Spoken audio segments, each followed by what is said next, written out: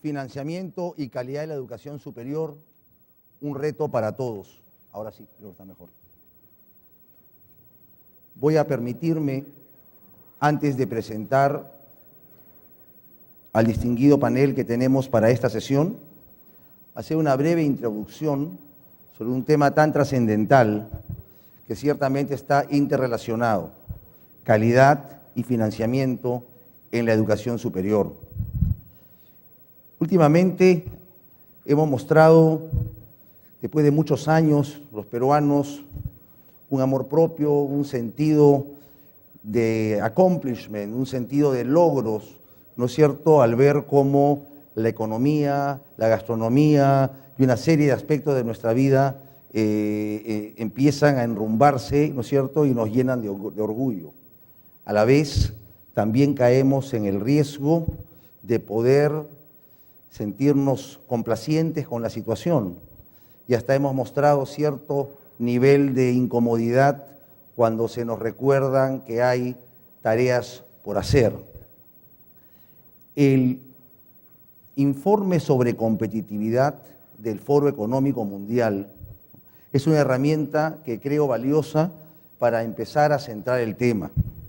El Perú ciertamente ha hecho avances muy significativos en el tema de su macroeconomía, en el tema del manejo de mercados, ¿no es cierto?, en el tema de la estabilidad macroeconómica, y ciertamente somos conscientes de los problemas de infraestructura, pero se vienen trabajando en ello.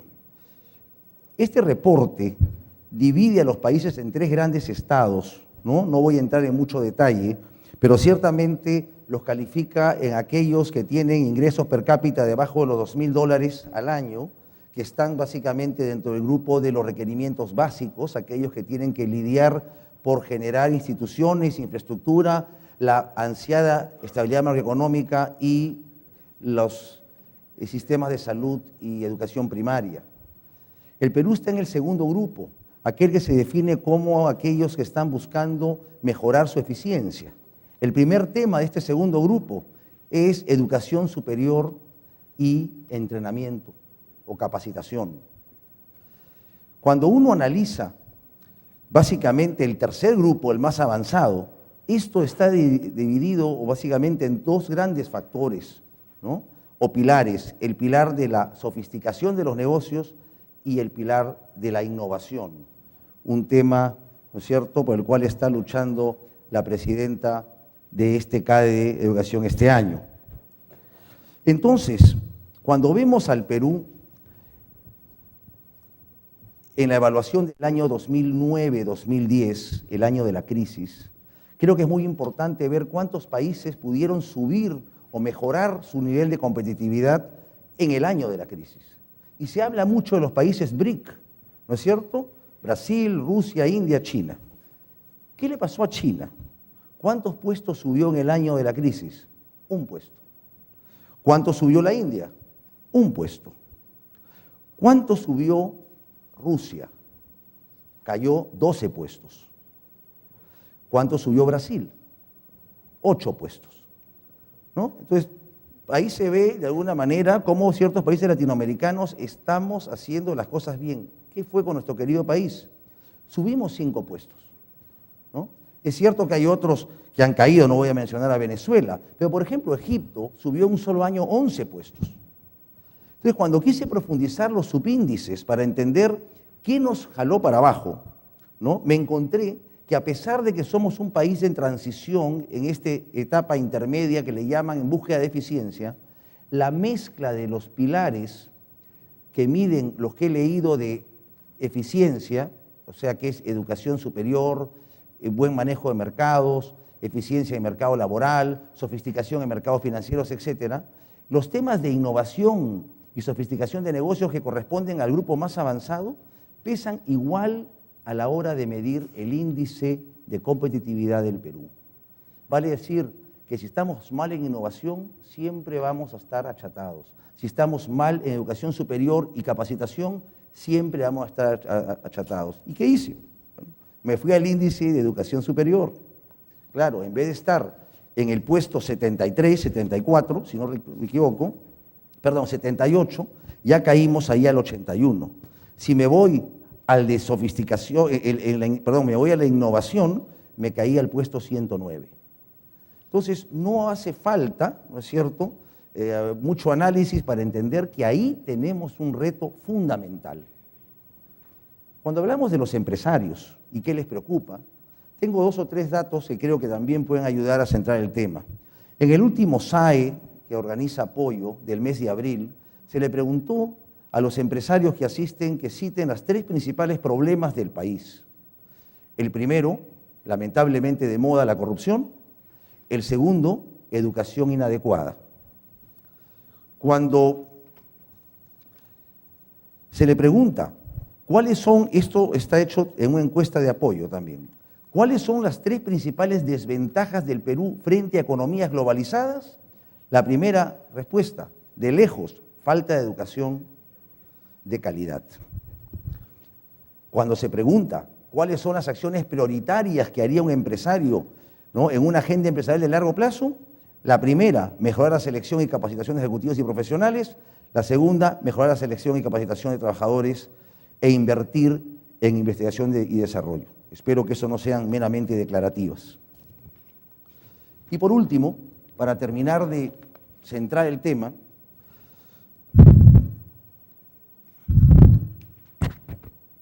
ahora está demasiado fuerte, vamos a bajar un poquito.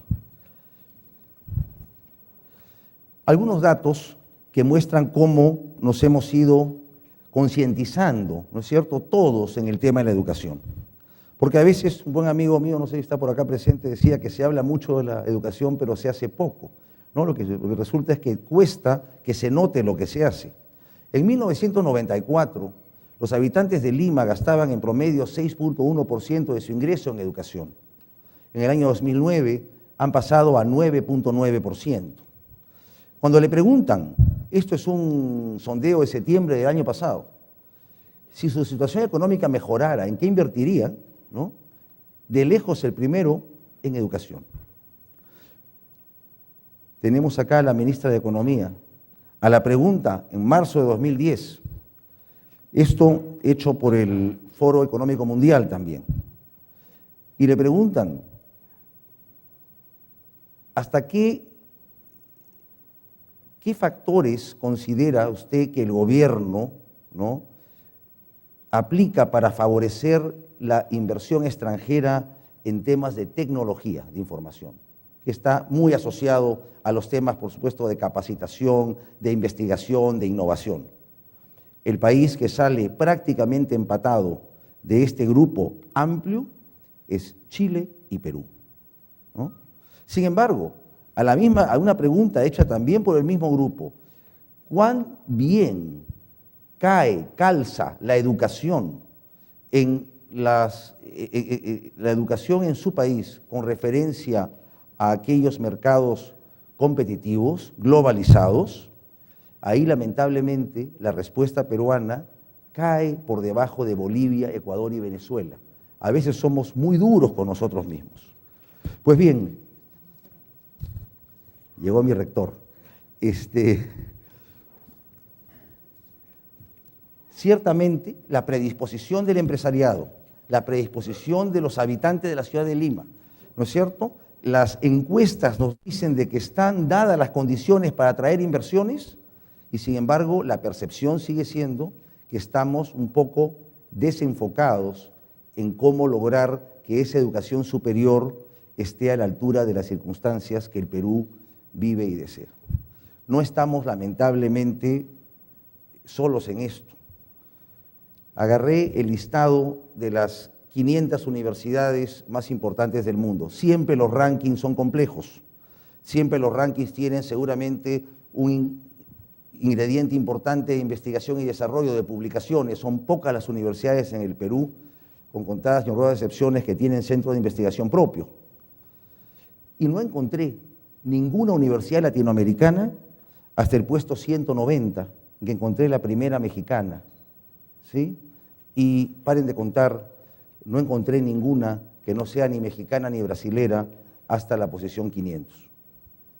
Entonces, ciertamente hay una tarea muy importante, ciertamente es un tema trascendental que requiere el esfuerzo de todos, No puede ser que solamente se le arrime eso al gobierno, no puede ser que sea solamente esfuerzos aislados de ciertas empresas que vienen trabajando fuertemente en el tema de la educación, pero más en los temas básicos y primarios. Hay programas sobre educación para mejorar lectura, para mejorar matemáticas, etcétera, pero ciertamente tenemos acá a un panel de lujo, como dije. Nuestra ministra preferida no requiere mayor presentación, pero en un tema financiero donde el MEF juega un papel preponderante, ¿no es cierto?, muchas veces en ese balance de, ¿no es cierto?, de qué se invierte y no se invierte. Yo me voy a guardar para más adelante una pregunta, no capciosa, pero por lo menos con todo corazón que me gustaría que me respondan. Tenemos a un peruano de lujo, a Juan Inchaustegui, con nosotros, ¿no es cierto?, una persona muy valiosa, lo conocen desde la época, de ministro de Energía y Minas, y sobre todo últimamente en este rol tan importante que está haciendo el TECSUP, ¿no es cierto?, un esfuerzo que también nace desde la conciencia y dedicación y entrega y generosidad, ¿no?, del señor Hochschild, que en paz descanse, y a mi rector preferido, a Felipe Portocarrero, ¿no es cierto?, doctor de la Universidad de Oxford, rector de la Universidad del Pacífico, y creo que de alguna manera quien ha roto un poco el mito de la suspicacia que separaba, ¿no es cierto?, empresa y academia, academia y empresa. He tenido la audacia de convocar a varios empresarios, entre los cuales me encuentro, para justamente involucrarnos en los distintos programas de la universidad.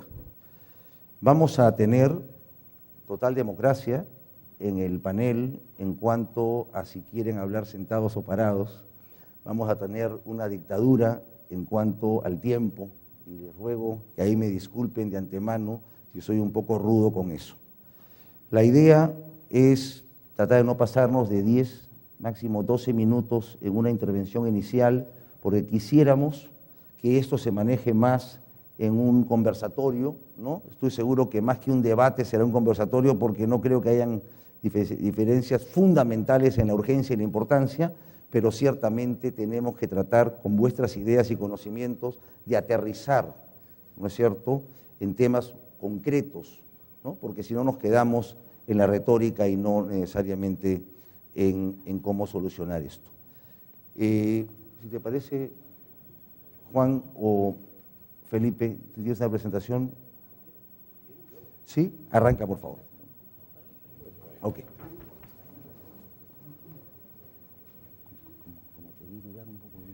Bien, quiero pedirle disculpas a todos ustedes, en primer lugar, por este retraso involuntario, pero estaba agendado a las 13:45 en mi agenda, y entonces, ministra, ingeniero, queridos amigos todos, ¿no es cierto?, mil disculpas, porque suelo ser absolutamente puntual en mis compromisos.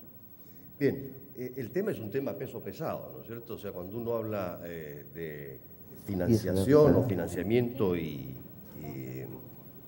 calidad, está hablando en realidad de dos enormes continentes, de dos enormes temas. Entonces, bueno, ustedes saben que se puede decir mucho sobre estas cosas y en realidad aterrizar en poco. Yo quisiera hacer mención a un notable estudio del Banco Mundial que responde al nombre, traducido en castellano, El desafío del establecimiento de las universidades clase mundial. Y allí, en un texto escrito por Jamil Salmi, se dicen cosas muy interesantes acerca de las universidades. Y en primer lugar, resaltar, decir algunas cosas sobre el financiamiento y después abordar el tema de la calidad. Primero, respecto del tema del financiamiento, si uno compara la estructura, la composición de los ingresos de las universidades peruanas hasta antes del decreto legislativo 882 de 1992, me parece, en que se estableció, lo que teníamos eran universidades organizadas sin fines de lucro. Entonces, claro, básicamente lo que ocurría es que la estructura de sus ingresos estaba basada en lo que cobraban a sus estudiantes, con la excepción de algunas afortunadas en ese momento, ya no tanto ahora, como la católica. que recibió un legado enorme de Ribagüero y que por tanto tenía una renta que comenzó a generar en realidad los ingresos importantes cuando se alquila en el Centro Comercial Plaza San Miguel, aquí nomás, a WOM. WOM fue una suerte de locomotora que atrajo el resto de establecimientos y por lo tanto generó una enorme expansión de los ingresos de la Católica. De 1992 en adelante se multiplica el número de universidades que ya no tenían el formato jurídico de sin fines de lucro, sino que aparecen también aquellas que tienen fines de lucro. Entre esas hay que distinguir el grupo de universidades masivas, que son puramente negocio, de aquellas que tienen una propuesta pedagógica, una formación, un proyecto educativo y que merecen todo nuestro respeto, así, no obstante, tengan un formato de constitución y de funcionamiento distinto. A partir del decreto legislativo 992, sin embargo, ha habido una perversión. Y la perversión es la que todos ustedes conocen muy bien, que es la multiplicación de universidades que no tienen ningún tipo de acreditación, que muchas veces no tienen las mallas curriculares desarrolladas completamente de sus carreras, pero que sin embargo se lanzan a la captura de una juventud ávida de credenciales y necesitada de mejoras profesionales, ¿no?, para poder tener así una inserción en el mercado laboral. En general, el tema del financiamiento, entonces, yo diría que tiene dos grandes grupos de universidades: aquellas que crecen en escala para generar un flujo de ingresos que les permita acumular fortunas a sus propietarios, y aquellas otras que consideran que la educación es un factor de desarrollo, de competitividad del país y que por lo tanto cumplen con una misión educativa y en ese sentido tienen fines que no son meramente el lucro. Y después tenemos aquellas universidades que vivimos básicamente de lo que le cobramos a nuestros estudiantes y que no tenemos ninguna otra fuente de ingreso. No tenemos ningún apoyo del Estado, no tenemos sino aquello que nuestras capacidades y nuestros talentos y el desarrollo de una reputación y un prestigio y de una educación de calidad han podido generarnos. En el caso, si uno ve países como Francia, no existe la educación, ni siquiera la de sin fines de lucro, existe la educación pública y punto. Acabo de regresar del Encuentro Mundial de Rectores de Universidades Jesuitas del mundo. Hay 200 universidades jesuitas, ¿pueden tener ustedes una idea de eso? 1 millón de estudiantes. Es probablemente la transnacional más importante en educación que existe en el mundo. Y fue muy impresionante porque ustedes saben de que desde hace 2 años existe un nuevo general de los jesuitas, que es el padre Adolfo Nicolás, que se mandó un speech que yo diría que debería quedar inscrito como de esos speech memorables que dan algunas personas que están humanamente lo más cerca a la santidad que yo he podido conocer, sobre las funciones de la educación superior. Sería materia de contarles más largamente el asunto, pero el punto y la mención tiene relación con el hecho de que todas estas universidades jesuitas son sin fines de lucro y todas tienen un mandato ignaciano, es decir, una propuesta pedagógica que asegura la calidad de la formación de los estudiantes. Y el punto que me parece esencial rescatar de la formación de los jesuitas es que para que una universidad tenga la calidad necesaria se requiere que los estudiantes estén conectados con la realidad. Algún tipo de compromiso social, algún tipo de vinculación de transformación del mundo. Es decir, la idea sería de que cuando nos muramos, el mundo nos sigue igual que cuando estuvimos vivos. Es decir, que hayamos pasado por esta vida y que algún legado hayamos dejado. Eso es un poco la impronta ignaciana. Entonces, existe un mundo enorme de universidades pues, que se mueven sin los fines de lucro y que son muy eficientes y que buscan mantener una calidad importante. Pero pasemos al tema de las universidades clase mundial, ¿no? Y me vuelvo a remitir al tema del informe del Banco Mundial. Todos sabemos, en primer lugar, que estamos en una sociedad del conocimiento, ¿no? Y en una economía del conocimiento, basada en el conocimiento. para que las universidades jueguen un rol central en esta generación del conocimiento, el informe del Banco Mundial menciona 4 factores que me parecen muy importantes. En primer lugar, para que estas universidades florezcan y puedan cumplir esta función de generación de conocimiento, necesitamos regímenes económicos e institucionales adecuados. Es decir, que las sociedades produzcan políticas públicas que enmarquen el funcionamiento adecuado de estas universidades. En segundo lugar, se necesitan políticas que apoyen de manera decisiva y muy sólida la formación de capital humano. En tercer lugar, una vibrante dinámica de información, de tecnologías de información, que circulen diversas modalidades de tecnología de información en las diversas esferas sociales. Y por último, un sistema nacional de innovación, de creatividad, que tiene que ver, por supuesto, con avances en los diversos campos de las ciencias duras que están revolucionando las capacidades de competencia en mercados mundiales altamente exigentes, ¿no?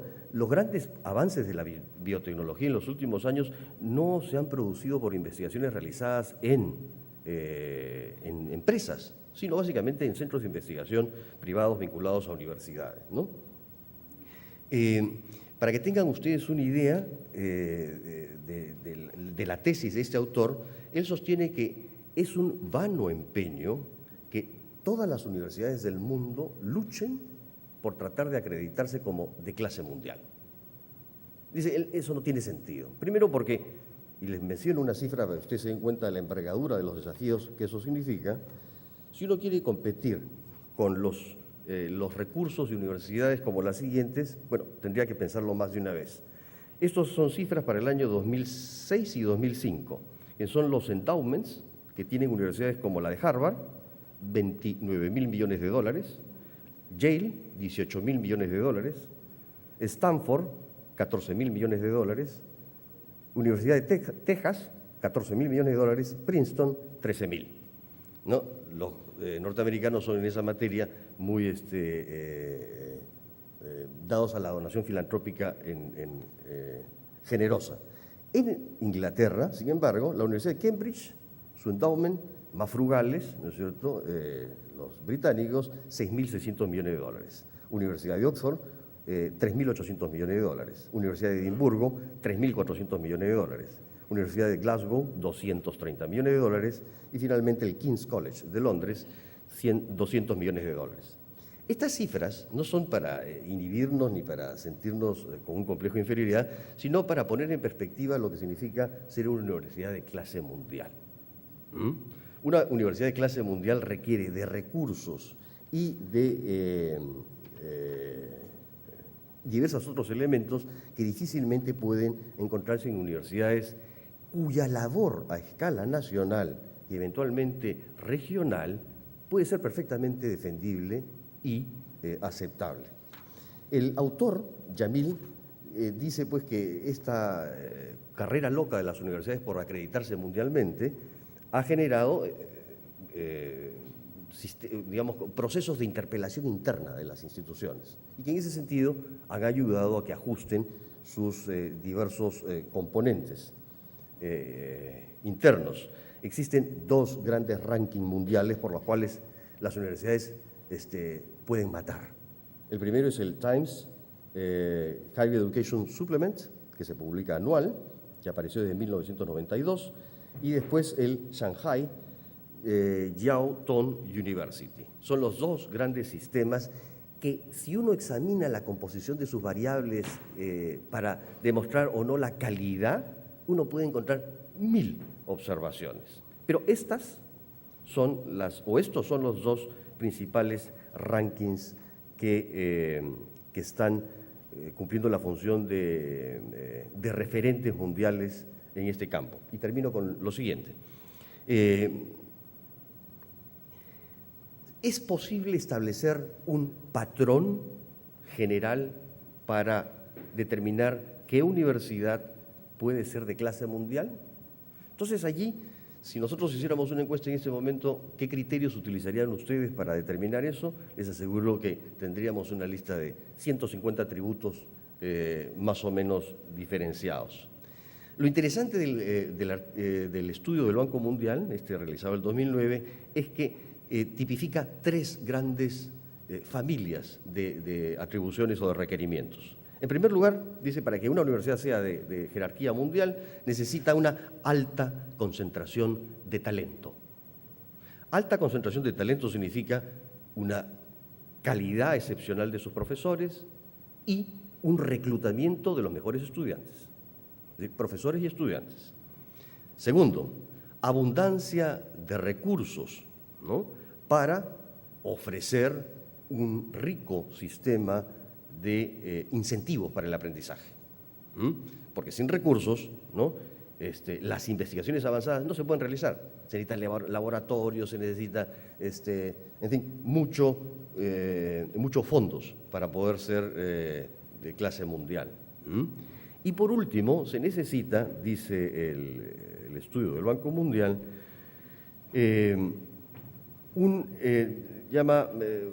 una gobernanza, una gobernabilidad favorable que ayude a que aliente las dimensiones estratégicas, la capacidad de innovación, la flexibilidad, de manera que las instituciones involucradas en esto, ¿no?, pueden metidas a los mandatos esterilizantes, paralizantes de las burocracias. Perdonen el desorden, pero la precipitación me ha hecho hablar varias cosas que espero ustedes puedan encontrarle sentido. Muchas gracias.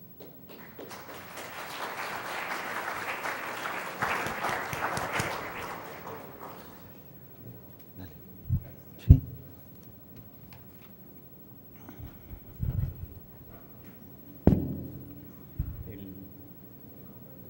Buenas tardes. Ahora volvemos después. Siguiendo con los temas de educación que nos convocan hoy día, nos toca hablar de financiamiento y calidad de educación superior. Yo en primer lugar quiero saludar la presencia de la ministra de Economía acá, que no solamente le da realce por razones obvias y evidentes al evento, sino porque le da una categoría especial, porque cuando una ministra de Economía viene y toma su tiempo para hablar de educación, esto dice mucho, creo que más de ella misma que del propio gobierno, si me perdona, en la que participa.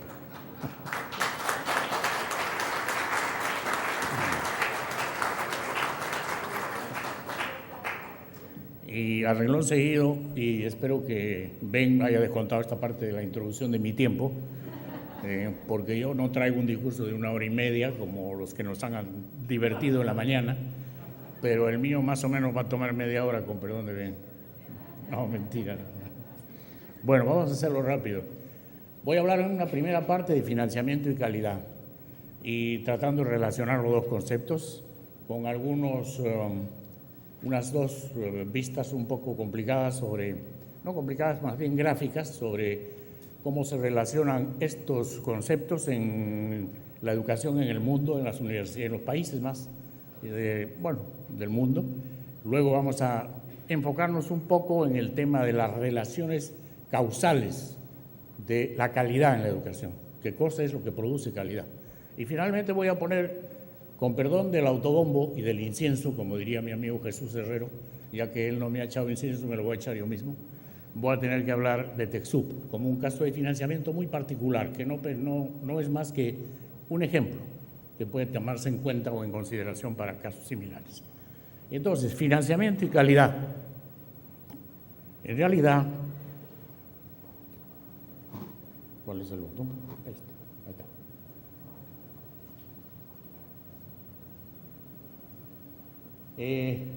Esta gráfica plantea una especie de dilema donde se dice que a mejor y más financiamiento, mejor y más calidad de la educación superior. Eso es cierto, es un poco una especie de huevo colón.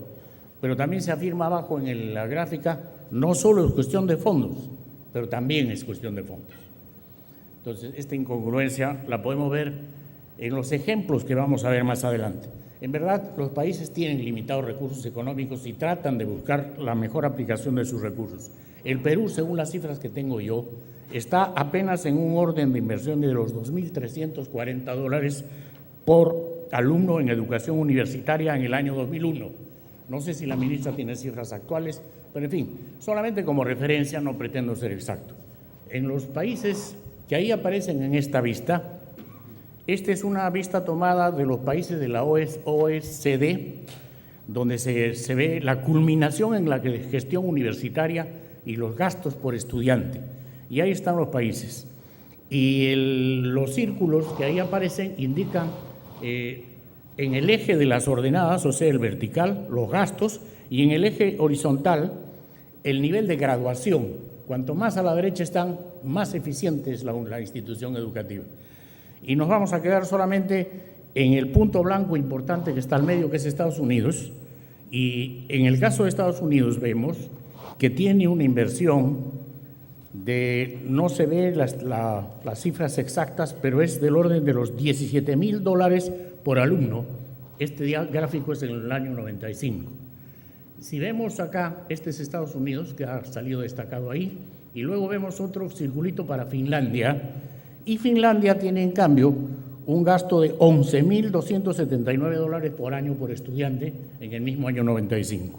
Si nos vamos ahora al año 2004, Estados Unidos ha incrementado su gasto desde 17,000 hasta 24,000, pero su resultado está tan solo en el mismo 33% de éxito.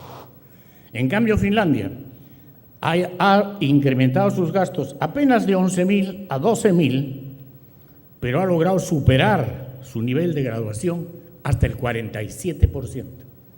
Entonces, este gráfico no pretende, y no es que lo haya calculado yo para satisfacción de la señora ministra, lo que pretende demostrar que no todo es plata, no todo es financiamiento. La calidad está relacionada, desde luego, a los fondos, pero esto es un ejemplo muy concreto de cómo un financiamiento muy elevado, un gran esfuerzo, caso de Estados Unidos, no produce un resultado, ¿no?, como debería de ser. Lo dijo esta mañana uno de los expositores con una afirmación matemática, que la relación financiamiento-calidad no es lineal, y eso es cierto. Obviamente en los niveles primarios empieza a ser más productivo el financiamiento, es más productivo el financiamiento. En los niveles superiores es más duro el asunto. Y acá, antes, vamos a ver este diagrama que pretende, como decía antes, explicar las relaciones de causalidad entre el financiamiento y los otros, la calidad y los diversos factores que intervienen en la educación. En este gráfico vemos que la calidad en la formación, que es el punto izquierdo, que debería ser un factor clave para buscar, depende de ¿qué? De la infraestructura y el equipamiento, de la calidad de los profesores, produce calidad de graduados y finalmente en la parte de arriba, éxito de egresados. Este es un gráfico que constituye una suerte de círculo virtuoso, que es obvio en cuanto a las razones y los resultados. Si avanzamos con otros elementos, aparece aquí el factor de la fortaleza económica de la institución, como decía el rector del Pacífico. Acá tenemos la fortaleza económica, supone mejor infraestructura, más calidad de profesores y financiamiento de estudios. Y esto entonces agrega el componente financiero a la educación. Y finalmente, si completamos el gráfico, que ya parece una sopa de fideos, entonces en este gráfico vamos a encontrar todos los factores que están involucrados y que se pueden percibir en esas relaciones. ¿Y qué resulta? Que esa fortaleza económica es un círculo virtuoso con la calidad de los servicios que se da. A más calidad de servicios, mayor percepción de ingresos, mayor percepción de donaciones y de servicios. Y desde luego, contribución de los egresados. Se cierran así estos círculos que naturalmente así se invierten, en lugar de ser virtuosos, pueden ser viciosos, porque si la calidad del educando y la calidad del egresado baja, la recuperación final y el apoyo financiero de todo nivel van a ser menores. Rápidamente paso al ejemplo TechSoup. Se ha referido bien al caso de Louis Hochschild. Esta es la frase que lo motivó a actuar en el campo de la educación. Él pensaba que la educación es un objetivo fundamental para darle al alumno las herramientas para hacer frente al desafío de la vida. Pues bien, En el caso de TACSUB tenemos una condición fundamental respecto de la equidad. Para lograr que todos los jóvenes que tengan capacidad educativa, que tengan talento, puedan estudiar, es necesario ofrecer medios financieros. Tenemos un sistema de crédito educativo, de financiamiento de la educación. ¿Cómo funciona ese sistema? El propio beneficiario se presta y paga al final, una vez que ha egresado, en 6 años o 7 años sin intereses. Paga al valor vigente en el momento en que devuelve lo que ha recibido. Paga, además, no en moneda de curso, sino en pensiones, de manera que se entiende que te prestas pensiones y pagas pensiones. ¿Esto qué suscita? Suscita la solidaridad. El alumno sabe que aquello que va a recibir tiene que devolverlo para hacer posible que otro estudie. Ese es un acto de solidaridad y de generosidad. Y por otro lado, suscita también la responsabilidad del propio alumno. En este momento, nuestro sistema de crédito educativo, que les contaba en la mesa esta mañana, nació con un crédito no reembolsable del Banco Interamericano de $500,000, monta ya 26 millones de soles en total. Quiere decir que está por los más de 7 millones de dólares. Y en este año, en el 2009, se han otorgado créditos por 5.800.000 soles, de manera tal que casi el 50%, el 40 y tanto por ciento de nuestra población estudiantil tiene ayuda financiera de este sistema de crédito. ¿Cómo se paga? Pues por los mismos estudiantes. ¿Por qué se logra esto? Porque los estudiantes tienen una educación de calidad y por tanto tienen trabajo, tienen una alta empleabilidad. Si tenemos 95% de los estudiantes graduados trabajando, pues ese 95% puede honrar sus deudas y solo hay un 5% en el peor de los casos de pérdida. Aquí utilizamos en TECSUB un sistema de aseguramiento de la calidad. El aseguramiento de la calidad es fundamental. Nosotros no podemos trabajar si no tenemos una relación con el mercado. Para eso tenemos unos objetivos educacionales de los programas, evaluamos a los egresados, hacemos encuestas, tenemos opiniones y formamos comités de empresarios del más alto nivel en los consejos directivos y de los niveles intermedios de gestión, de gerencia o de recursos humanos en los medios. En total tenemos una participación de decenas, si no centenas, de empresarios y de ejecutivos en nuestros niveles de determinación de currículos y de manejo de la oferta educativa que hacemos.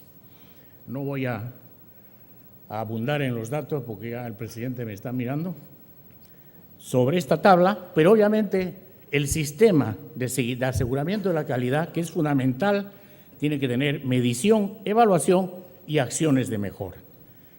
Tiene que tener además la educación acreditación para que el mercado pueda conocer que en efecto es una educación de calidad. El TECSUB, que se enfrenta a las discriminaciones de las que no me voy a ocupar con respecto a la educación no universitaria, para superar las que ha hecho, pues simplemente acreditarse a nivel internacional. Tiene la acreditación de la American Board of Engineering and Technology, válida en Estados Unidos, como dando a nuestras carreras profesionales técnicas el grado equivalente de Bachelor of Engineering Technology de los Estados Unidos. Y tenemos la acreditación del EURASE, de manera que un egresado de TECSUB tiene la misma categoría desde el punto de vista profesional de competencias que un ingeniero, que un bachiller en Europa. ¿Y qué hacemos finalmente para tener todo este sistema de crédito, todo este control de calidad y la institución, en una palabra, funcionando? Pues tenemos un seguimiento de los egresados minucioso. Conocemos bien dónde está cada uno de los 6.000 egresados de TECSUB hasta ahora. ¿Qué hace? Le ofrecemos carreras, oportunidades de empleo, le damos modos de capacitarse por vía directa o indirecta y así cumplimos la tarea fundamental de la educación continua, que en este mundo moderno, globalizado, competitivo, es indispensable y sin la cual no podíamos progresar. Decía antes que en TECSUB tenemos la participación de los empresarios en los consejos directivos, comités técnicos y hacemos pasantías técnicas y asesorías para las diversas empresas a las que estamos vinculados. Y hacemos investigación, como en el anterior CADE de Educación tuve ocasión de explicar, investigación tecnológica e investigación aplicada para el desarrollo de productos, procedimientos y métodos. Y para terminar, vamos de frente a las conclusiones. El financiamiento basado y aplicado en la calidad de la formación produce la sostenibilidad de la institución. Los jóvenes que reciben formación de calidad pueden financiar sus estudios y un sistema de aseguramiento de calidad es indispensable para sostener la institución. Y desde luego la participación de las empresas no puede ser de ninguna manera desligada de la tarea educativa. Y por último, una institución autónoma que tenga capacidad de resolver sus temas en todo orden de cosas, financiero, laboral, técnico, que es lo que necesita la educación superior, no solo la universitaria, sino la otra, es fundamental para tener éxito. Muchas gracias.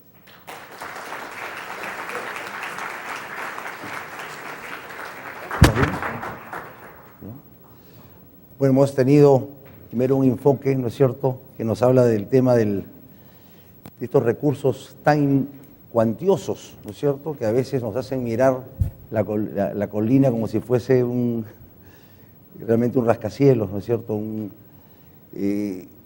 obstáculo invencible. Sin embargo, hay ejemplos palpables, ¿no es cierto?, como lo que comenta Juan, donde permiten mostrar una línea, una luz, ¿no? Ciertamente el sector estatal es el que puede dar una dimensión, ¿no es cierto?, en el tema educacional, y tendremos ahora a la ministra para que nos ilustre en esta parte.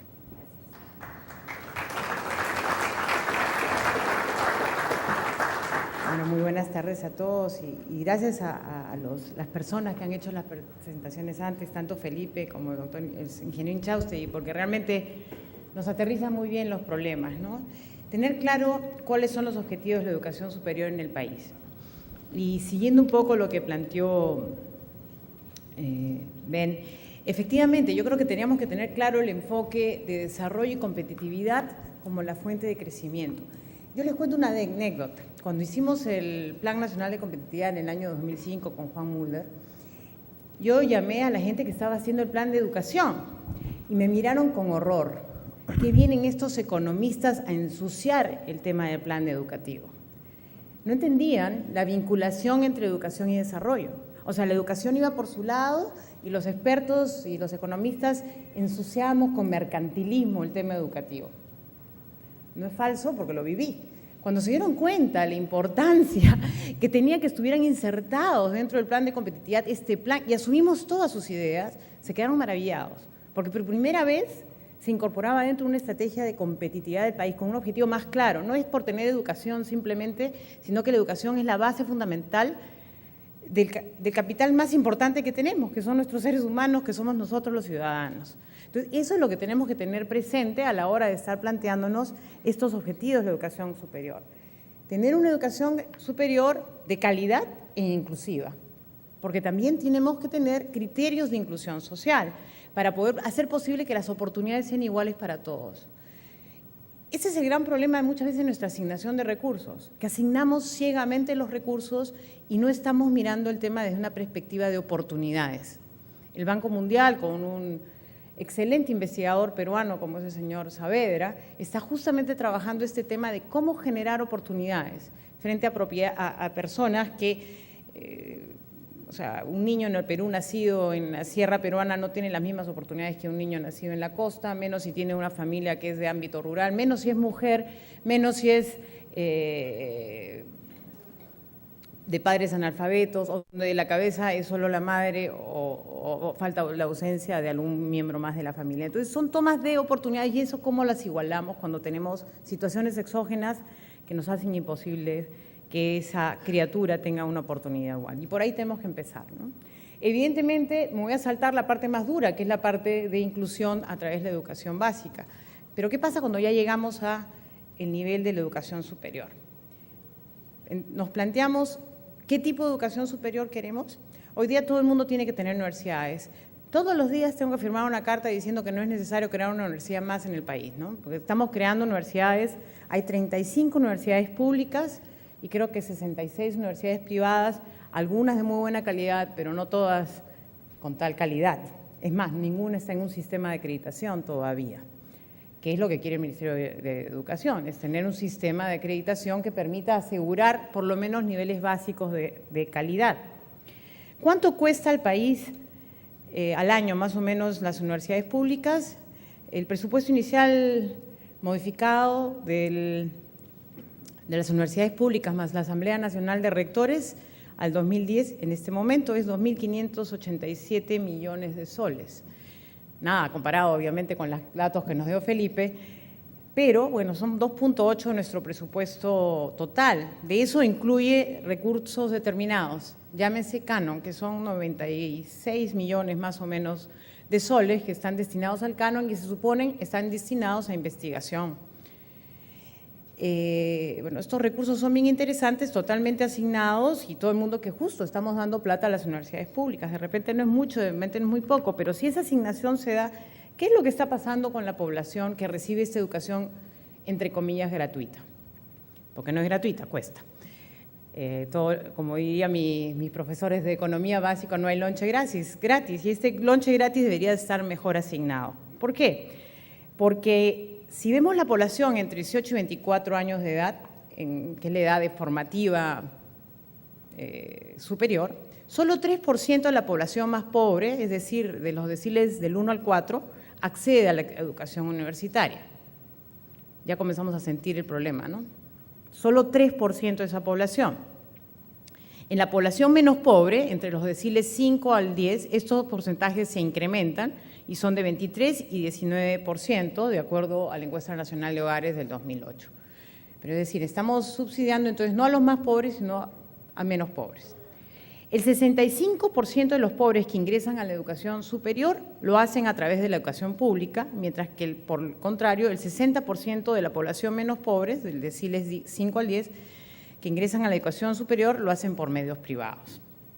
Ahora bien, el 39% de la población entre 25 y 30 años, el 39% de los pobres del decil 1 al 4 que lograron insertarse en la educación superior no universitaria no lograron concluir sus estudios, mientras que esta tasa es de 34.5 en el caso de los no pobres, de acuerdo a la encuesta de NAO. Es decir, los pobres no llegan a concluir la educación superior, a pesar de ser los que menos tienen acceso. Los menos pobres sí llegan, tienen una tasa mejor. El 58% de los pobres que ingresaron a las universidades no logró concluir sus estudios, mientras que esta misma tasa es de 37% en el caso de los no pobres. Y el 32% de los que estudiaron en el sector público se encuentran subempleados y el 23% de los que estudiaron en el sector privado también tienen esa condición. Es decir, estos son más o menos los productos que estamos teniendo de esta educación superior y de una asignación que creo yo es ciega. ¿Por qué? Porque el financiamiento hay que hacer educación gratuita. Yo entiendo la educación gratuita en la educación básica, pero yo creo que los modelos modernos están yendo a un financiamiento más parecido a lo que plantea el TECSUP. Y hay experiencia internacional en donde el financiamiento tiene dos modalidades, a la oferta, a la universidad y también al estudiante, para que se pueda mantener y sostener en la educación. Y esto es bien importante, porque en gran medida la problemática del financiamiento está orientándonos a un financiamiento ciego, un financiamiento donde yo tengo que pagar porque el Tribunal Constitucional me obliga a profesores con una homologación que no tiene nada que ver con la capacitación y una adecuada meritocracia dentro de la educación. Por supuesto, yo voy al Congreso y me dicen que ellos sí pasan por evaluaciones y exigencias. Probablemente, sí, algún grado de exigencia hay, pero yo vengo a una universidad privada donde aquí está mi rector y sabe perfectamente que para nosotros, profesores de la Universidad del Pacífico, cambiar el mecanismo de evaluación ha costado muchísimo. Ha sido muy duro el proceso y ahora sí tenemos un sistema en donde nos están pagando de acuerdo a sistemas más de meritocracia, de cómo publicamos, de cuánto esfuerzo hacemos. Y eso ha costado 5 años de cambio o más. Un esfuerzo muy grande de entrar en un sistema de acreditación. Estamos hablando de una universidad privada de alto renombre, o sea, estoy hablando de mi propia institución y creo que eso significa un cambio sustantivo. Me imagino eso bien difícil en la universidad pública, donde además hay otro tipo de problemática. Entonces, creo yo que el modelo no está orientándonos a dar las necesidades ni satisfacer a estas poblaciones de mayor necesidad de recursos, a las cuales deberíamos subsidiar. Por supuesto que hay que subsidiar, y el modelo tiene que incluir un modelo de subsidio pero también un modelo donde el esfuerzo se premie y donde se premie este sistema de calidad. O sea, tiene que ver, van de la mano. Justamente lo que dijo el ingeniero Inchaustegui es correcto. Los fondos están, pero esos fondos están mal asignados. Mejor asignándolos a través de mecanismos como los que existe ya en TEPSUC, como los que presenta Chile, como presenta Colombia, que son modelos donde hay garantías del Estado, hay garantías de las universidades con control de calidad porque hay acreditación y hay también un esfuerzo del estudiante por mantenerse, por tener buenas notas, por estar esforzándose y participando en los programas de investigación y de compromiso social, harían la diferencia. Yo creo que podemos comenzar a pensar en este mecanismo de financiamiento. No le significa que se le va a quitar recursos. Hay recursos en las universidades desperdiciados. Hay recursos que se han comenzado a generar nuevos por primera vez con este gobierno, como es el fondo que tuvimos, el FinCit, que creo que ha sido bastante exitoso, y aquí está el doctor Sagasti, donde hemos tenido la posibilidad de insertar la vinculación de la actividad empresarial, la actividad privada, con la universidad local para hacer investigación aplicada y que incorpora a los estudiantes también, y hay casos muy bonitos, muy exitosos. Hay fondos como el fondo que se creó recientemente también de financiamiento de la innovación tecnológica, son 200 millones de soles que ya están asignados también para hacer esto y ya empezó el concurso. Pueden haber fondos para impulsar la investigación, pero creo que tenemos que seguir trabajando en cómo financiar al propio educando y dándole la oportunidad a ese joven del quintil inferior que no va a tener la oportunidad si se la planteamos de la manera que se la hemos planteado. Es un total abandono, no le damos el seguimiento, no lo acompañamos ni nos comprometemos a que tenga éxito en el mercado laboral cuando hacemos este tipo y ese mecanismo de financiamiento. Un mecanismo de financiamiento donde la banca privada, donde COFIDE se puede incorporar, donde la universidad se comprometa también en este modelo de cofinanciamiento y obviamente nos comprometamos en calidad y hagamos este circuito virtuoso que nos ha presentado el doctor Inchaustegui, yo creo que va a ser fundamental. Esta propuesta está bien trabajada en un esfuerzo que hizo un investigador de la Universidad del Pacífico y quiero saludarlo al doctor Yamada porque justamente nos presenta una alternativa de financiamiento y creo que estamos listos. Los bancos que ya están en el Perú, yo creo que ya pueden confiar en que esos jóvenes en el sistema se pueden ir insertando con calidad y podemos ir exigiéndole. Yo creo que el Ministerio de Educación sí está comprometido en tener un programa de acreditación universitaria y creo que la Asamblea Nacional de Rectores debe comprometerse y los institutos superiores también, porque tenemos que ir cada vez más a todo nivel en materia de formación laboral, formación técnica y formación más académica universitaria hacia esos sistemas donde la calidad se convierta en lo más importante. Otros programas que tenemos en el sistema público creo que también tienen que ir acercando más nuestro compromiso mercado laboral, demandas del mercado laboral con lo que puede ser la oferta. Muchos programas se han perdido en generar ofertas sin mirar qué cosa quiere el mercado. Y yo creo que hoy día podemos estar pensando en modelos como los que tiene Colombia, en donde hay esa búsqueda de acercamiento entre oferta y demanda que son fundamentales. Ese matrimonio, ese matchmaking que debe hacer este programa, por ejemplo, Revalora, yo creo que debería insertarse en un programa adecuado de vinculación oferta y demanda para que los jóvenes que salen en formación laboral vayan orientados realmente donde están las demandas laborales. Y creo que por aquí podemos ir dándole un sentido a cómo debemos dar calidad educativa orientado al desarrollo de nuestro país con inclusión social en pleno. Muchísimas gracias.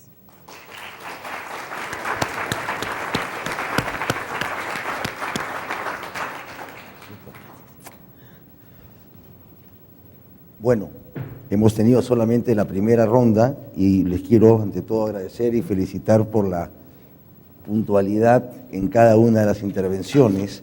En esta segunda parte vamos a cambiar un formato más ágil, ¿no? Donde vamos a dar espacio a precisar algunas cosas. Yo simplemente, con el afán de poner sobre el tapete algunos temas, algunas dudas y también obviamente dejar espacio para las preguntas del público, solamente quiero hacer referencia a algunos aspectos. En una presentación con el actual presidente de CONFIEP, Ricardo Briceño, la ministra, yo también tuve la oportunidad de estar en el panel, Ricardo dio una cifra impresionante sobre la cantidad de dinero que reciben universidades públicas de las regiones producto de un pedazo del canon minero. Y yo no sé, ¿no es cierto?, quién da cuenta de esto. Estamos hablando de cifras, no recuerdo el número exacto, que pasaban los 1.000 millones o 1.200 millones de soles que han ido directamente a las arcas de universidades estatales, regionales, que me parece muy bien, pero nuevamente, sin acreditación, sin seguimiento. Yo plantearía entre uno de los temas, en este caso la ministra, que así como se cuidan las inversiones, ¿no es cierto?, de los vía el SNIP y otros mecanismos en cuanto a las inversiones de regiones, que también se vea, ¿no es cierto?, que estas universidades que tienen el beneficio de estar en un ambiente donde reciben cantidades muy superiores, ¿no es cierto?, a lo que ha podido juntar con esfuerzo TecSoup, pueda funcionar. Un segundo tema que dejo sobre el tapete es el tema de un INAVEC hacia adentro, ¿no es cierto?, que no está alejado de lo que mencionó la ministra con respecto a la posibilidad de financiar y que está trabajando con expertos que están en la mesa. También mencionó en esa misma reunión Briceño que en el caso de INAVEC hacia afuera se habían perdido una cantidad enorme de becas que simplemente el Ministerio de Educación no había podido canalizar, ¿no? Este acercamiento entre educación y empresa probablemente podría ser que este financiamiento de educación superior también pueda ser utilizada hacia afuera. Y un tercer tema que quería dejar sobre la mesa para pasarles la palabra, ¿no es cierto?, es el tema de endowments locales, ¿no? El Perú, y yo como empresario, digamos, me siento obviamente aludido también, está haciendo esfuerzos aislados en el sector privado, ¿no? Está acá José Miguel Morales, es un ejemplo que se conoce, ¿no es cierto?, sobre empresarios por la educación. Sin embargo, ¿no?, dentro del tamaño problema que tenemos por delante y ante el éxito económico que se está viviendo en el país, la conciencia de generar endowments, obviamente condicionados, vigilados, etcétera, y quién sabe, ¿no?, en un match público-privado donde hay un compromiso de lado y lado. No quiero dejar de aprovechar y mencionar esto como último tema para pasar ya al intercambio. El esfuerzo que tratamos de hacer en el año 2006 en el CADE de Inclusión Social, ya que mencionaste a Gustavo Llamada, sobre el tema de afinar la oferta y la demanda de las carreras, ¿no? Hubo, creo, un ofrecimiento de la Asamblea Nacional de Rectores, ¿no?, donde ciertamente recae también un tema. Yo lo digo no por jactarme, sino más bien con tristeza. He dado una conferencia en una entidad universitaria privada, ¿no?, y por hacer una acotación mencioné de que si estaba siendo muy pesimista, ¿no es cierto?, podían repartir Prozac a la salida. Y cuando tocó la contraparte, este vicerrector de una universidad privada, obviamente no voy a decir los nombres, se refirió a que ya que usted ha citado a Prozac, pues yo voy a citar a... Entonces, ciertamente, el tema de la acreditación es una urgencia. Felipe.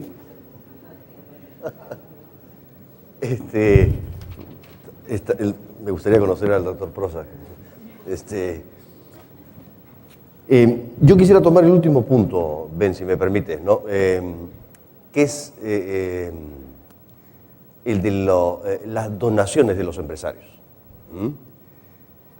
El Perú no tiene una historia conocida de la filantropía, pero si uno hace memoria y recuerdo muy simple, encontrará el manicomio Víctor Larco Herrera, el puericultorio Pérez Araníbar, en Arequipa el Hospital Goyeneche, en fin, en Trujillo el albergue Gildemeister, etcétera, etcétera. Es decir, nuestros abuelos y padres sí tenían una preocupación filantrópica y dejaron legados interesantes e importantes. Ribagüero en la Católica, que está profundamente de moda. Pero es claro que yo lo que siento es que los empresarios nacionales todavía no se han hecho cargo de la responsabilidad en materia de educación en la extensión que el problema requiere. Empresarios por la Educación es evidentemente una excepción notable, ¿no es cierto?, que hay que aplaudir y por supuesto darle la bienvenida. Pero ¿cuántos empresarios por la educación necesitaríamos para resolver o por lo menos para mejorar o ponernos al día en materia de déficit educativo? Yo creo que sería enormemente muy bienvenido que algunos empresarios decidieran, pensando en la educación, que es en realidad pensar en el futuro del país, decidir que parte de sus fortunas, no digo cuánto ni mucho menos, pero algo de sus fortunas, esté dedicado a donaciones, endowments, al estilo gringo, ¿no?, que permitan investigación en la Universidad Nacional de Ingeniería, investigaciones en la Universidad Cayetano Heredia relacionados con temas de ciencias de la vida, temas de la altura que investiga la rectora, en la Universidad del Pacífico, temas de gestión, cadenas productivas, en la Universidad Católica, que tiene ingeniería de minas. Es decir, si los empresarios, por supuesto, poniendo los condicionamientos y las exigencias necesarias, dieran endowments a las universidades, algunas públicas de excelencia y algunas pocas privadas también, creo que tendríamos en unos 10 años mucho que contar en el CADE 2020, CADE Universitario 2020. Algunas de las preguntas son complicadas, ¿no? El tema del canon, ciertamente reciben un canon, y yo he mencionado, este año tienen un fondo de 96 millones en su presupuesto inicial de lo que sería el manejo de recursos de las universidades públicas en las regiones. Muchas de ellas, por ejemplo, quieren hacer con estos fondos escuelas para estudiar inglés, cosa que me parece bastante interesante, pero no están orientados a esto, a la generación de investigación ligada a su región.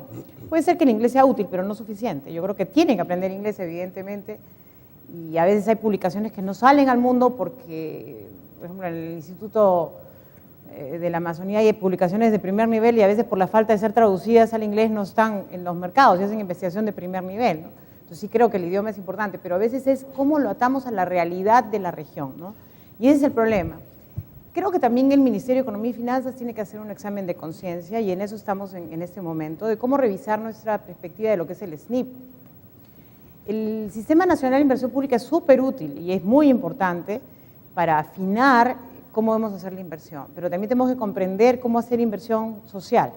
Entonces creo que esta es una etapa bien interesante de reflexión a la que hemos entrado dentro del propio Ministerio para incorporar este criterio adecuadamente. No es fácil, porque a veces es muy difícil de medir el impacto a veces del éxito que uno puede tener en inversión social. No es tan fácil como poner fierro y cemento, ¿no?, que es muy claro y específico, pero creo que si alguna reforma va a tener que tener no solo el ministerio, sino lo que hagan los futuros gobernantes, es tener una claridad de cómo meter las medidas de inversión social dentro de nuestro ejercicio y de esa manera también meterlo dentro de nuestra asignación presupuestal. La asignación presupuestal por resultados viene justamente de ligar nuestra inversión, sea física como la inversión social, a este ciclo del proyecto, ¿no? Entonces esto hay que insertarlo bien en esa relación. A nivel de los gobiernos locales y regionales todavía eso no lo tienen claro tampoco, entonces por eso que uno ve, y menos en las universidades, una visión clara de cómo hacer, a partir de estos recursos, fondos concursables que tengan sentido, ¿no? Y cómo hacer la apropiabilidad del conocimiento además, porque ahí comienza el problema, ¿no? Porque una vez que generan conocimiento nuevo, ¿quién es el dueño de la patente? Si va a ser la entidad pública, si es la entidad privada o es un mix, si no va a haber propiedad y se va a compartir, ¿qué es lo que va a suceder? Entonces eso va a generar un montón de temas bastante novedosos en nuestro aprendizaje, ¿no? El tema de afinar la oferta y demanda creo que es fundamental. Aquí sí tenemos un problema serio de huecos. El año pasado ha sido un año malísimo, pero también fue un año que nos dio un respiro en la presión social que implica no tener una oferta, pero mejor dicho, alineada con las nuevas demandas. Y esto se ve en las capacidades técnicas, sobre todo, ¿no? Cuando uno comienza a ver que se está haciendo obras de infraestructura que requiere de habilidades técnicas y vamos a tener que importar técnicos porque no los tenemos, desde gafiteros especializados y creo que TESUP está trabajando en eso, ¿no? Pero digamos gente que esté muy ligada a la parte técnica en construcción de gasoductos, en manejo de sistemas hidroeléctricos, en manejo bueno, en fin, cualquier tipo de nueva inversión. Los puertos mismos que están ahora también como tema de debate y de moda, implican una calificación diferente al operador portuario, que es una calificación de la mano de obra que vamos a tener que comenzar a prepararnos desde nuestro sector educativo. Y creo que sea una ventana de oportunidad importante.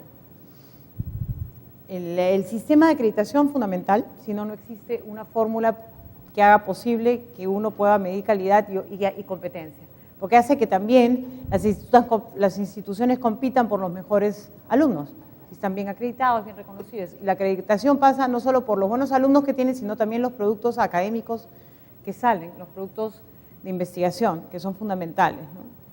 No solamente fábrica de alumnos, sino fábrica de conocimiento, lo que tenemos que tener también en nuestras instituciones, y muy aplicada a la realidad. Y el tema candente que son los endowments y los fondos. Hay una responsabilidad pública y privada en este tema, porque antes había un sistema de reconocimiento ciego, como gastos de inversión y descuento tributario, por lo tanto, a lo que era dar donaciones. Hoy día eso no existe.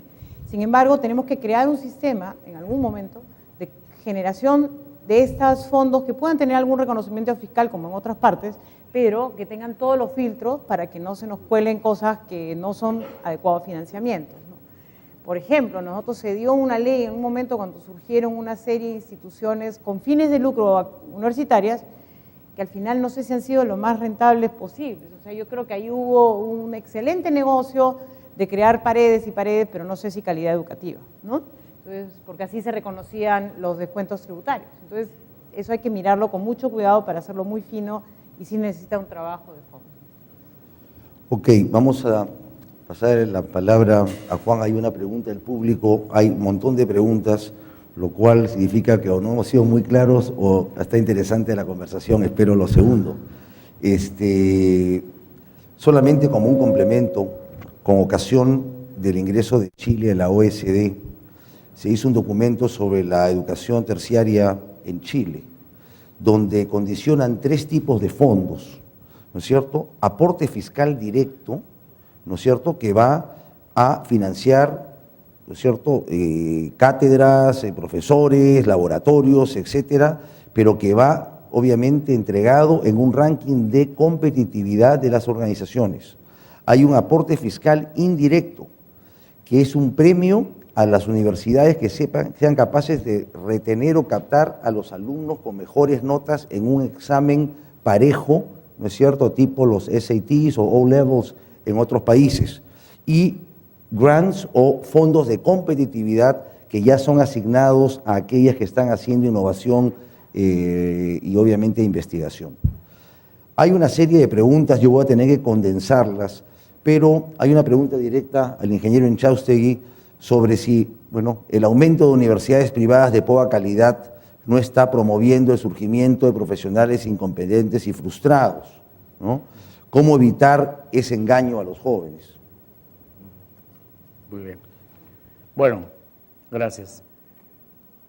Efectivamente, la proliferación de universidades ha sido dramática en el Perú, pero tampoco el remedio consiste en cortar todas las cabezas para evitar el uso de los sombreros, ¿no? O sea, no se trata de prohibir las universidades, porque el Perú necesita una oferta de educación de calidad y pertinente al desarrollo nacional de ahora y del futuro. Hemos hablado, y me parece que con mucha razón y propiedad, de la necesidad de adecuar la oferta y la demanda.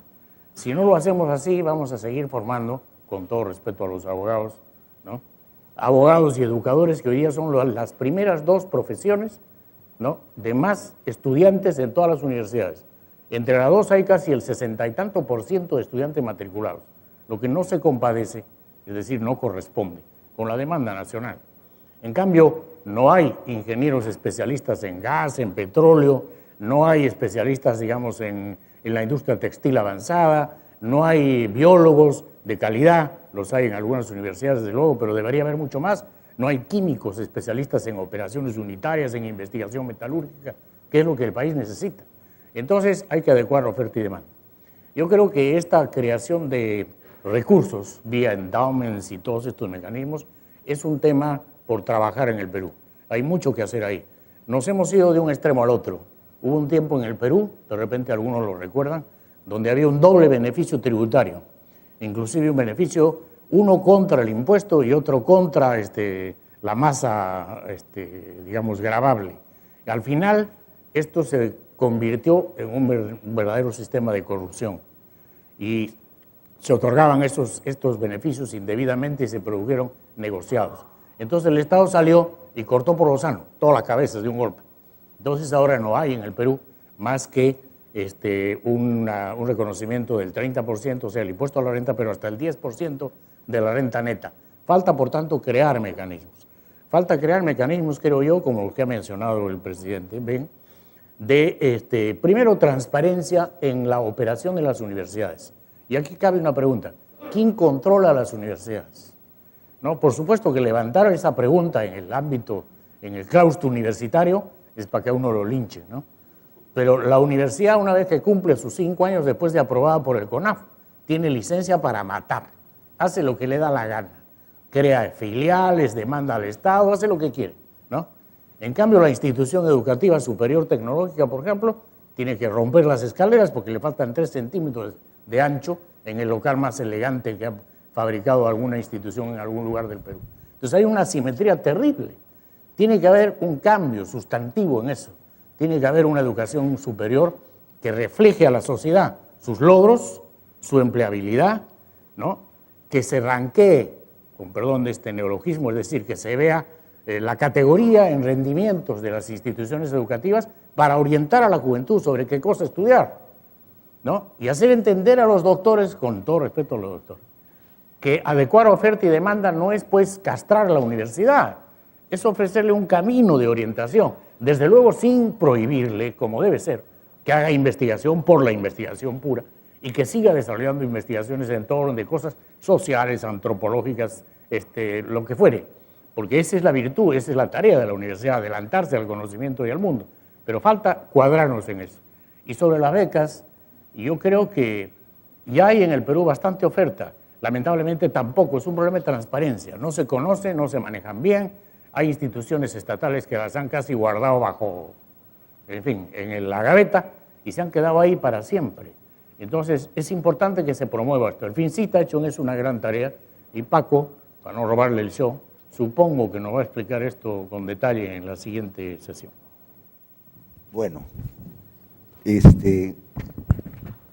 creo que estamos aterrizando conceptos. Hay una cantidad de preguntas para la ministra, algunas que son muy específicas que yo se las voy a simplemente transmitir para que el mensaje llegue, porque estamos en un evento donde tenemos que tomar un tema general y no podemos entrar, ¿no? Pero creo que es importante que aquellos que han preguntado temas muy específicos, sobre todo miembros del Ministerio de Educación, vamos a transmitir esta información para que lo tenga presente la ministra. Pero hay varias preguntas, ministra, que hacen referencia a... No es un pliego de reclamo, son sugerencias valiosas que las vamos a transmitir. Pero hay preguntas que tienen que ver con cuán lejos estamos, por ejemplo, para que el tema presupuestal en educación sea abordado, digamos, con un concepto mucho más agresivo, ¿no? Yo lo puedo resumir de esa manera. Es cierto que estamos en un año muy importante de transición preelectoral, donde la de la ministra de Educación es fundamental para asegurar que sigamos, ¿no es cierto?, por la senda del crecimiento y manejo responsable. También es cierto que venimos de pasar un susto enorme con una de las, si no, las tormentas perfectas que mejor se han presentado en los últimos años, ¿no es así?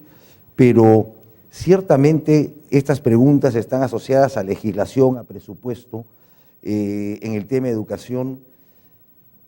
¿Se podría esperar en algún momento que se dé un vuelco importante en el presupuesto de educación, obviamente con los filtros y controles, y para ello esas organizaciones, hay una pregunta de un miembro de la Universidad Agraria que justamente dice si puede, cómo se puede hacer para que las universidades nacionales accedan a mejores niveles de excelencia y competitividad, pero en el fondo, si hemos pasado a ser un país acreedor neto, voy a tratar de simplemente acomodar la pregunta, ¿no es cierto? Y vemos por delante una conciencia, creo que nacional, que el tema de educación es el clave, y ya hemos visto que si se maneja mal, obviamente es simplemente abrir el caño y botar el agua, ¿no? ¿Qué posibilidades hay que haya de repente un ratio deuda externa PBI, ¿no es cierto?, menos impactante, pero sí que tengamos un presupuesto de educación mucho más agresivo, pero con los mecanismos que se han comentado para canalizarlo adecuadamente? No tendría por qué bajarse este ratio de deuda externa a PBI para beneficiar a un sector, porque creo que perderíamos la oportunidad de generar más recursos que ingresen al país justamente para que haya inversión en educación. O sea, que cuidado, ahí sí ya me daría un poco de temor este juego retórico de hacer, reduce pues, endeúdate un poco más, pero da situaciones donde gastas más, ¿no? El tema es calidad, otra vez. Y hemos estado casi hora y media hablando de cómo financiarlo. Y justamente este cambio en las universidades es que acepten que no podemos seguir pensando de que todo tiene que ser recursos del Tesoro y no un esfuerzo de recolección de fondos a través de programas que impliquen mejora de la calidad y por lo tanto más atracción de estudiantes, algunos financiados con sus recursos y otros subsidiados. Pero subsidiados y con créditos educativos, porque pueden ser las combinaciones, que les permita tener su permanencia universitaria y a la misma vez que en algún momento puedan pagar su crédito educativo. Eso es lo que hace que la universidad tenga más recursos y pueda realmente comenzar a caminar, ¿no? Esa creo que debe ser un poco la filosofía. Segundo, más presupuesto, evidentemente sería un sueño grande, pero eso significa hacer elecciones grandes también. Cómo gastamos en defensa, cómo gastamos en interior, en seguridad ciudadana, cómo gastamos en salud, cómo gastamos en inversión, en infraestructura, que también es requerida. Entonces son elecciones de gran nivel y creo que yo ahora no puedo dar una respuesta y creo que esto debe ser el debate que debe haber para nuestras elecciones próximas. Pero el modelo de financiamiento, creo que lo que hemos conversado es cómo generar nosotros también fuentes de recursos alternativos. Segundo, ya usando recursos del Tesoro, el tema es cómo asignamos con calidad. Presupuesto por resultados. ¿Quién se arriesga a tener que nuestros resultados sean buenos? A que tengamos formas de medir nuestros gestos y nuestros avances. Como dije, me puse como ejemplo a mí misma, una profesora universitaria en una universidad privada, que ha tenido que pasar por todo un sistema nuevo de requisitos que tenemos que cumplir los profesores para poder ser mejor pagados, en función a cómo publicamos, a cómo intervenimos, inclusive en la gestión pública, etcétera, etcétera, etcétera. Eso haría un cambio. Si seguimos pensando en el profesor que tiene que ser pagados todos iguales y acreditados de acuerdo a un sistema de homologación que no tiene nada que ver con el mérito y el esfuerzo, también no tenemos posibilidad de tener una universidad que tenga la capacidad de atraer recursos. Entonces, presupuesto por resultados implica, yo sí, capaz de entregarte más recursos si tus resultados son buenos. Buenos estudiantes que sirven al país y que aumentan la productividad del país, porque tenemos un problema. El último informe del Banco Interamericano de Desarrollo señala claramente que tenemos niveles bajos de productividad total de factores.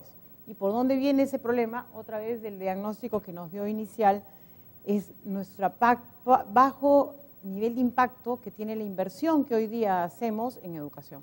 O sea, no hay una correlación entre la inversión dada y el resultado que tenemos.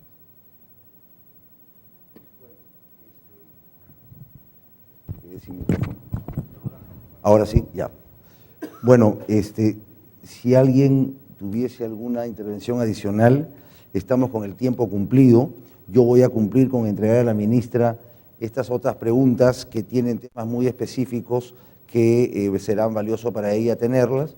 Creo que simplemente como corolario y para cerrar con puntualidad peruana, creo que debemos decir que el tema del financiamiento y la calidad de educación, ¿no es cierto?, ambos como detonantes de la respuesta que tenemos que dar todos los peruanos, ¿no es cierto?, porque aquí no sobra nadie para poder solucionar un tema de largo plazo, un tema fundamental en el desarrollo, está justamente en buscar los acercamientos del caso, entender los puentes del caso y, por qué no, en utilizar la campaña electoral que se avecina para que, en vez, ¿no es cierto?, de hablar de temas realmente banales o de chapitas premiadas, ¿no es cierto?, nos concentremos a poner sobre el tapete temas tan importantes. Soluciones existen, experiencias exitosas existen, pero tenemos que pasar de la retórica a la acción.